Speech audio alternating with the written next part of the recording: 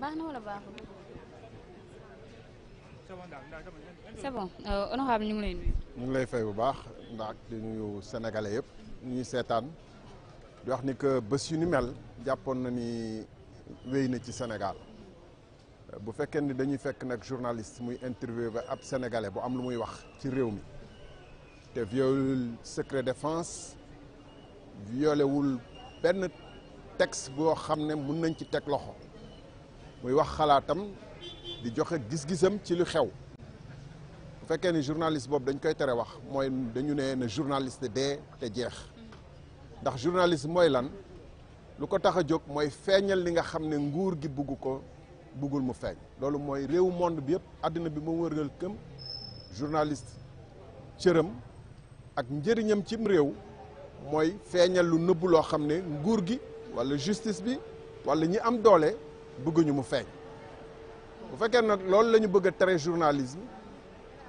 te li Babacar def ak Maïmouna Ndour defuñu lu muy jox benn sénégalais boo xam ne yoon tere nga ko pour mu wax tëjugu ko jox ko kàddu pour mu waxee gis-gisam alors que yàgg nañ ko tuumal moom Madiambal di ko attaqué ci ay chaîne moom mu am droit wax gis-gisam ak position am ci mbir mi te sénégalais yi soxla ko dégg it bu fekkee loolu la dañu ne c'est la fin du journalisme benn donc gis ngeen attaque massive bu ñu def contre la presse 7TV RFM ça veut dire que bu ko keneen defoon démb c'était Public SN bu ko keneen defoon it ñu def ko bon venant d'un régime boo xam ne ñoom loolu moo leen may doole ñu ngi fàttali ko fii ci affaire Adji Sarr bi dafa am un capitaine de gendarmerie bu toog di commenter PV enquête ñu gis ay journalistes yoo xam ne tey ñu ngi jéem a joxe leçon de morale ndax féete nañu beneen côté di commenter PV di ko joxe secret d'instruction di ci wax lu sore mun nañ fàttali que Dakar Matin rôle bu mu ci joué woon mun nañ fàttali yeneen journaliste rôle yu ñu ci joué woon loolu démb la woon il y a 2 ans ci ginnaaw loolu mooy secret d'instruction mooy PV wu gendarmerie boo xam ne c'est confidentiel warul génn ñu joxe ko gis nañ fi ku ñu àtte Ousmane Sonko pour ne pas le nommer mu dem Ziguinchor toog def interview 1 heure bu ñu tëjoon instant boobu. ñaari situation yi bokkoon nañu aussi honorable.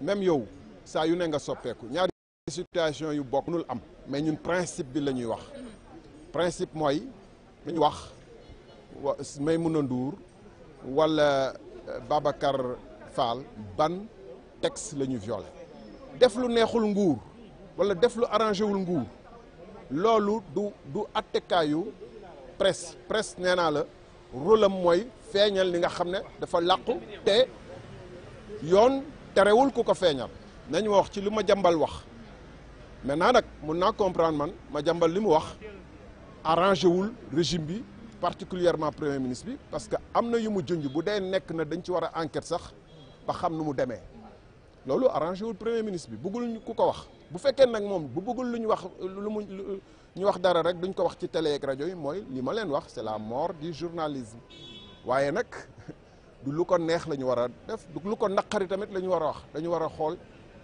lan la sénégalais yi bëgg dégg te mu dëppoog loo xam ne tamit yoon terewu ko man nag gisuguma fi lu fi yoon tere. ndax jàpp nga ne un simple acte de justice la wala li nga xamante ne moom mooy atteinte à la liberté d'expression.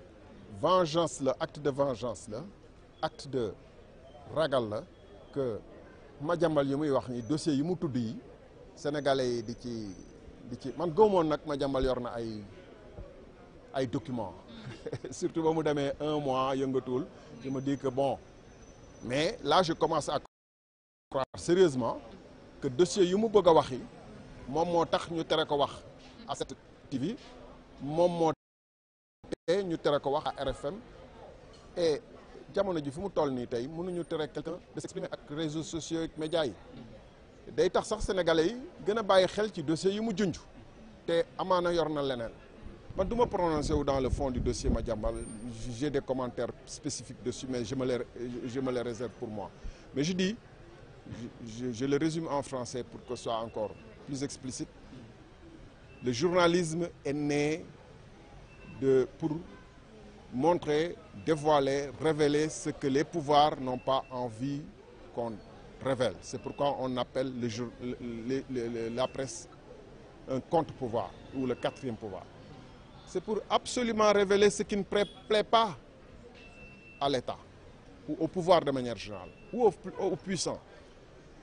Et si aujourd'hui, sans qu'on nous dise en quoi les révélations faites ou l'intervention faite par Madiambal constitue une violation de quelques lois ou codes de ce pays. Alors que lui-même fait l'objet de dénigrements, d'attaques, de toutes sortes d'attaques contre lui. Il a le droit quand même de donner aussi sa part de vérité. Dans tous les pays du monde, ça se passe comme ça. On dit, non, des journaux peuvent sortir des choses, des contenus des rapports de scientifiques le concernant ou concernant d'autres personnes. Des journaux peuvent révéler ce qu'on lui reproche, détailler tout ce qu'on lui reproche, par où il est passé, sa famille, ses secrets de famille, les implications de sa famille, de son fils, et que lui, il n'a pas le droit, par contre, à la parole pour s'exprimer. Ça, c'est s'attaquer à la liberté d'expression, mais s'attaquer aussi au pouvoir de la presse. Et je dis, ce qui a été fait est une violation flagrante de toutes les libertés. Je ne vois pas, vraiment, sincèrement, je ne vois pas quel article ils vont invoquer pour pouvoir justifier ce qu'ils sont en train de faire. Sauf qu'ils ont la force publique, ils peuvent se permettre de faire ce qu'ils veulent, d'attendre que des gens aillent à l'aéroport pour voyager et qu'ils leur disent non, vous êtes interdit de voyager, de vouloir fermer la bouche à ceux qui veulent s'exprimer. Et je lance un appel aux universitaires, aux intellectuels.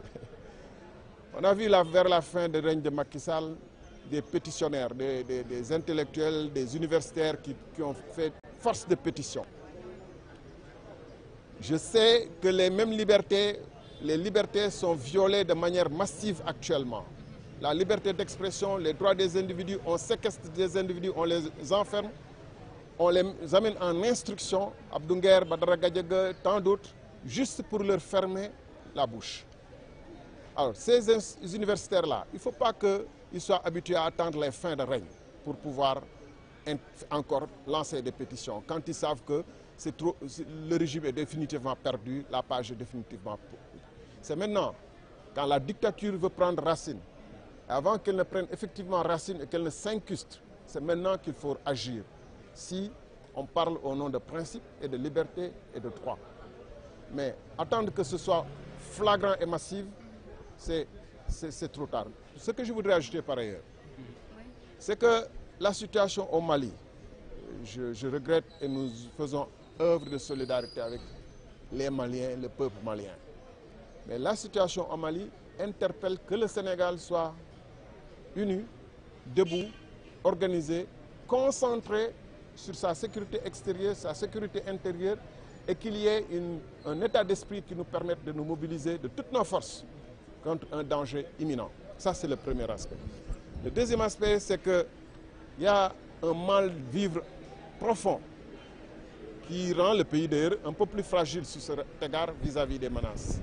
Je viens de l'intérieur du pays, j'ai rencontré des jeunes qui disent on n'a pas le choix, mais si on voyait les moyens de sortir de ce pays, on s'en irait, y compris par la mer. Il y a un mal de vivre profond. Les Sénégalais souffrent profondément. Il faut s'attaquer à ces problèmes-là. Mais depuis que ce régime est en place, il nous habitue à des débats extrêmement futiles et secondaires, qui sont même, on se demande même s'il n'y a pas une réalité, ils ne sont pas dans une réalité virtuelle. On nous parle de tétra ou méga ou hyper meeting, on nous parle de rendez-vous, alors que le pays traverse des moments extrêmement difficiles et que la menace est à nos portes. Moi, je me demande s'ils se rendent compte de ce qui se passe. Et dernier point, on aime à nous dire que oui, le président Diomaye, lui, il est calme, il est serein, etc. Et qu'il y aurait sous ce rapport, et je regrette de le dire, je suis d'accord avec Ousmane Sonko. Si le président Diomaye a l'autorité qu'il faut, il sait, et s'ils ont combattu eux, quand ils étaient dans l'opposition, pour des principes de liberté, de démocratie, d'état de droit, de progrès, ils voient bien que tous ces principes sont en train d'être foulés aux pieds sous son règne et avec son inaction totale par rapport à ces violations. Qu'on ne vienne pas nous dire demain que non, c'était parce que Sonko l'en empêchait, etc. C'est maintenant, ici et maintenant, qu'il faut montrer qu'on est attaché aux libertés, aux principes et aux droits pour lesquels il a combattu. Merci beaucoup. Merci. Voilà ñu jaajëfal ko bu baax a baax. Les micros. ñu jaajëfal ko bu baax a baax moom honorable Thierno Alassane Sall teewaloon fi tey Babacar Fall ñëw pour nga xam ne ni moom Babacar Fall.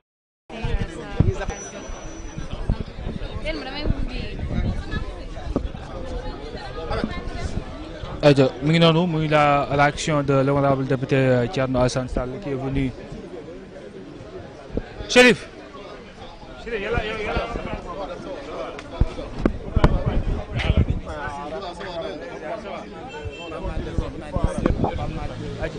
ngi noonu muy la réaction de Thierno